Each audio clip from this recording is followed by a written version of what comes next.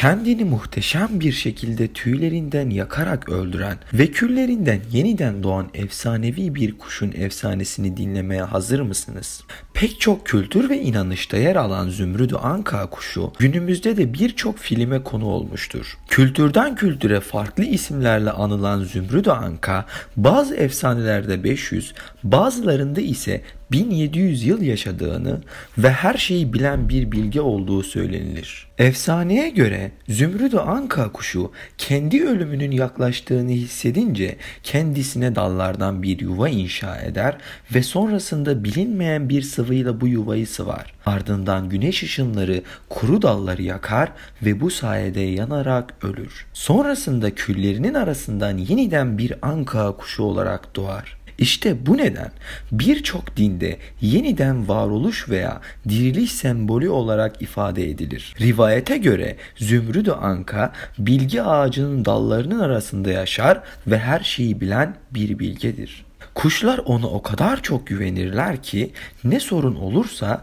anka kuşunun hemen sorunu çözeceğine inanırlar. Bir gün gelir ve Zümrüdü Anka ortadan kaybolur. Bunun üzerine diğer kuşlar onu bulabilmek için yola çıkarlar. Kaf Dağı'nın tepesinde olduğu için ona ulaşmak çok zordur. Çünkü 7 dipsiz vadiyi aşmaları gerekmektedir. Zümrüdü Anka kuşuna ulaşmak için tüm kuşlar bir arada gökyüzüne doğru uçmaya başlarlar. Ama yolculuk esnasında bazıları yorulur ve düşmeye başlar. Gittikçe sayıları daha da azalır.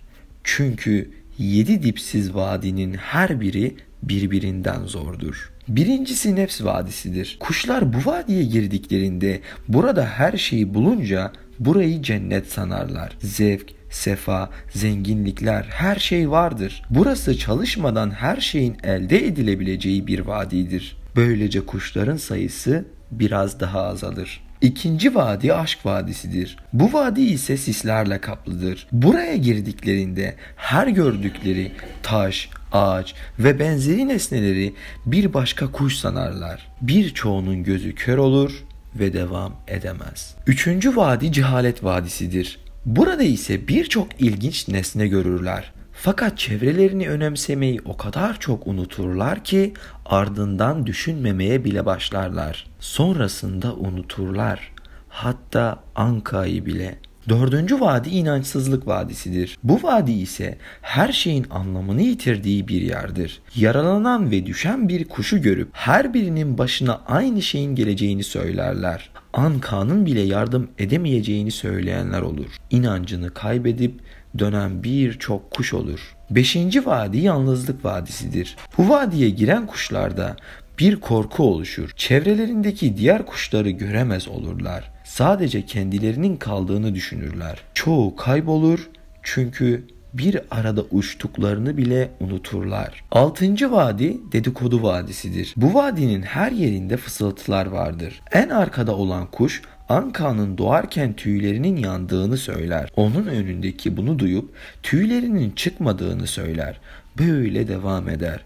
Ta ki en öndeki kuşa haber gelene kadar. Anka'nın bunlara dayanamayıp kendini öldürdüğü olur. Bunun üzerine birçok kuş geri döner. 7. vadi Benlik Vadisi'dir. Kuşlar vadiye girince her birinin içinde değişik bir his uyanır. Kimisi kendini beğenmeye başlar, kimi her şeyi bildiğini iddia eder. Hatta bazıları yanlış yoldayız diyerek kargaşa bile çıkarırlar.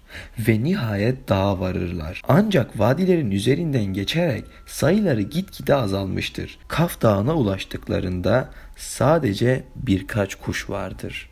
Kaf Dağı'na çıkan kuşlar her yere bakmışlar ama anka kuşunun hiçbir izini bulamamışlar. İşte tam o esnada herkes hayretler içerisinde kendi vücutlarına baka kalmışlar. Çünkü her biri artık birer ankadır. Uçtukları yollar, geçtikleri vadiler onlar için birer deneyim, birer bilgi, birer olgunluk vadileri olmuştur. Ve artık onların her biri bilgi anka olmuşlardır. Aslında vadileri her birimiz kendi hayatlarımızda da yaşamıyor muyuz? Her birimizin takılıp kaldığı bir vadi yok mudur? Kimimiz o vadilerden birinde takılıp kalırız. Kimimiz sonrakine kanat çırparız. Yaşantımız, sosyal çevremiz, projelerimiz, fiziksel ortamımız hepsi anka kuşunun hikayesindeki gibi birer vadi değil midir? Sorunları aşmak, onların üstesinden gelmek ve geleceğe umutla yürümek bir erdemlik, bilgeliktir. Bilge olmak her şeyi başarmak demek değildir. Başarıyı umutla, bıkmadan kovalamak demektir. İşte o zaman günün sonunda aynanın karşısında kendi vücudumuza hayretle bakarız. Çünkü artık bizler de birer anka olmuşuzdur.